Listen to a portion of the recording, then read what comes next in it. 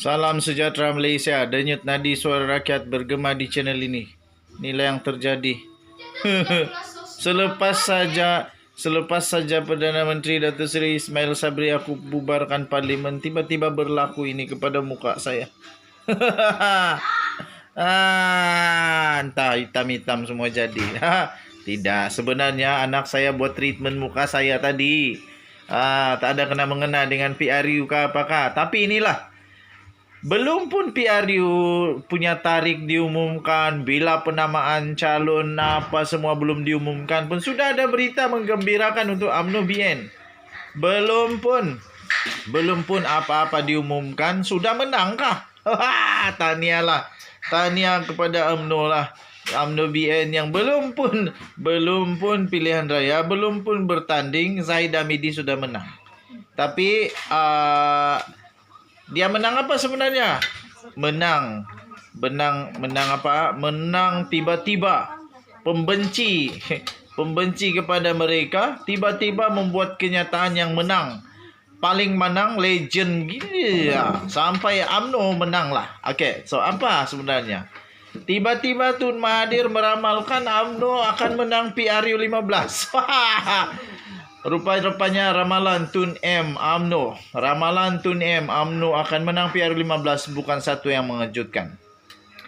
Ramai orang kata kepada saya, sebenarnya memang betul UMNO BN boleh menang, dan sebenarnya tidak mengejutkan semua itu berlaku kerana memang mereka kata, ini bukan saya kata, mereka kata memang tujuan Mahathir untuk kalahkan UMNO BN pada PRU 14 yang lalu, kata mereka hanya satu, iaitu memastikan Najib Razak dan Rosmah Mansur masuk penjara kerana rasuah mereka, kerana pecah amanah dan kerana penyelewengan kuasa dan sebagainya. Jadi selepas itu, mungkinkah Mahathir punya tujuan tak ada lagi? Tujuan dia tak ada lagi untuk dia memastikan siapa-siapa masuk penjara. Zahid Hamidi, Mahathir tak keras sangat kepada dia untuk pastikan dia masuk penjara ke apakah. Okey, jadi Mahathir meramalkan UMNO BN boleh menang. Tapi harus diingat bahawa pengerusi GTA itu dan juga pengerusi untuk parti Pejuang Tanah Air Tun Dr. Mahathir Mohamad itu harus ingat bahawa dia juga sebenarnya adalah musuh bagi pilihan raya yang akan datang untuk parti UMNO ini. Ramalan pengerusi Parti Pejuang Tanah Air Pejuang, Tun Dr. Mahathir Mohamad, bahawa UMNO akan menang dalam pilihan raya umum ke-15 PRU 15 bukanlah satu yang mengejutkan kerana semua pihak kawan maupun lawan saya memangnya boleh menjangkakan sedemikian. Itulah saya kata, belum pun bertanding sudah menang Zahid Hamidi. Apa tidaknya bukan senang untuk Mahathir mengaku perkara-perkara pelik macam ni. Presiden UMNO Datuk Seri Ahmad Zahid Hamidi berkata disebabkan itu bukan perkara baru lawan UMNO membantah keras PRU diadakan. Malah sejak parti itu meminta ia diadakan selepas proklamasi darurat tahun lalu. Dr. Mahathir perlu tahu majoriti orang Melayu kembali kepada UMNO kerana telah sedar atas kesilapan yang sebahagian mereka lakukan pada PRU 14 yang lalu. Katanya, mereka tidak mahu kesilapan lalu berulang gara-gara terpedaya dengan pembohongan, hasutan, fitnah dan janji-janji manis manifesto bukan kitab suci, katanya. Mereka telah menyaksikan kerosakan bukan saja ekonomi, malah kehormatan hidup masyarakat berbilang bangsa di Malaysia akibat kesilapan itu, katanya menerusi hantaran di Facebook pada Ahad. Beliau berkata demikian mengulas laporan bahawa Dr. Mahathir yakin UMNO akan menang pada PRU 15 walaupun parti itu akan berdepan dengan krisis dalaman. So, itulah.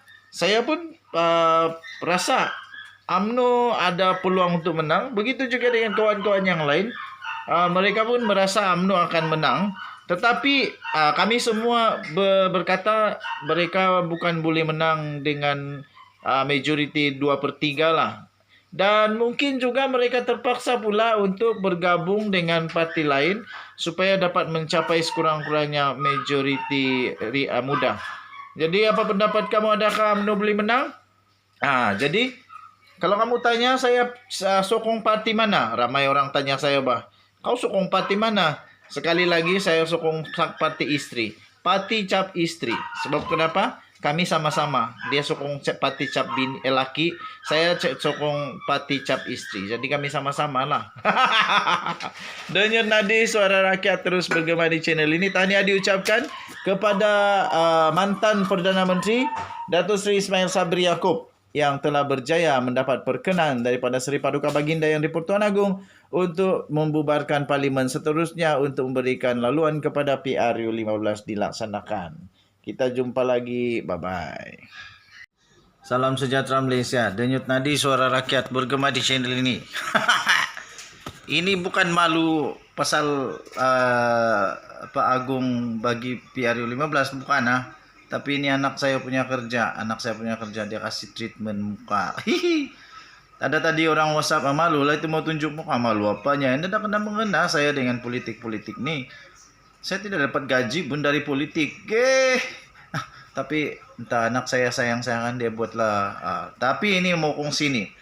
Rupa-rupanya di sebalik daripada keputusan yang dipersetujui oleh Seri Paduka Baginda Yang di-Pertuan Agong untuk pembubaran parlimen, rupanya terselit satu rahsia yang ramai orang tidak tahu. Tetapi sudah pun diketahui. Rupa-rupanya rahasia itu yang menyebabkan Seri Paduka Baginda Yang di-Pertuan Agong setuju berkenan untuk pembubaran. Jadi tuan-tuan dan puan-puan yang dihormati sekalian, makin gatal lah. Sudah keras. Rupa-rupanya Seri Paduka Baginda Yang di-Pertuan Agong sebenarnya menzahirkan rasa kecewa. Terasa amat kecewa dengan perkembangan politik semasa. Dan Baginda tidak mempunyai pilihan selain memperkenankan permintaan yang amat berhormat Perdana Menteri bagi memulangkan kembali mandat kepada rakyat untuk memilih kerajaan yang stabil. Nah, tuan-tuan dan puan-puan yang dihormati sekalian. Rupa-rupanya ini yang terjadi. Ini sebenarnya yang terjadi. Yaitu Seri Paduka Baginda Yang di-Pertuan Agong kecewa dengan politik Malaysia. Tidak pernah berubah. Orang-orangnya selalu saja buat banyak perkara, hal-hal yang mengecewakan Agong. Justru Seri Paduka Baginda menzahirkan harapan agar Suruhanjaya Pilihan Raya menjalankan pilihan raya umum ke-15 dalam tempo terdekat dengan mengambil kira monsun timur laut yang diramal bermula pertengahan bulan November tahun 2022. Saya pun setuju. Kalau mau buat cepat-cepat sebelum banjir. Harap-harap jangan banjir lah. Kalau banjir, tolong hantar kami tempat kami pergi mengundi. Kasih hantar kami pelampung, jaket keselamatan, banyak-banyak lagi lah. Okey. Seri Paduka Baginda menegaskan bahawa negara yang kukuh adalah penting bagi menjamin kestabilan dan kemakmuran ekonomi yang berterusan demi kesejahteraan negara dan rakyat secara keseluruhan. Saya setuju dengan titah daripada Seri Paduka Baginda Yang di-Pertuan Agong ini, yaitu kestabilan politik itu penting. Harap-harap selepas ini ada majoriti besar lah, tapi tidak tahulah. BN yakin sangat boleh menang, tapi pun tidak pasti juga berapa dorang boleh menang. Dorang bolehkah dapat majoriti 2/3 atau terpaksa bergabung lagi dengan parti yang lain. Okey, dengan perikatan yang lain apakah tidak pasti lagi. Harap-harap kalau BN menang lah besar-besar, alang-alang. Kasih 2/3. Kalau PH menang, kasih 2/3, alang-alang, supaya betul-betul tiada lagi caca merbah. Tidak ada lagi sekejap-sekejap itu. Tapi yang bagus sekarang ada sudah akta lompat parti. Tiada sudah lompat parti ya. Macam-macam, paci-paci dalam politik. Datu-datu, datin-datin. Apakah dalam politik kamu tidak boleh melompat-lompat sudah macam entah di hutan itu. Seri Paduka Baginda mengajak rakyat bersama mendoakan agar negara dan rakyat sentiasa dirahmati diberkati dan dilindungi daripada sebarang bentuk musibah, khususnya bencana banjir.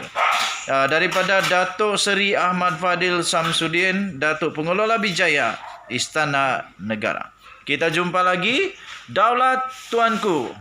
Dan selamat berjaya kepada semua parti politik yang bertanding.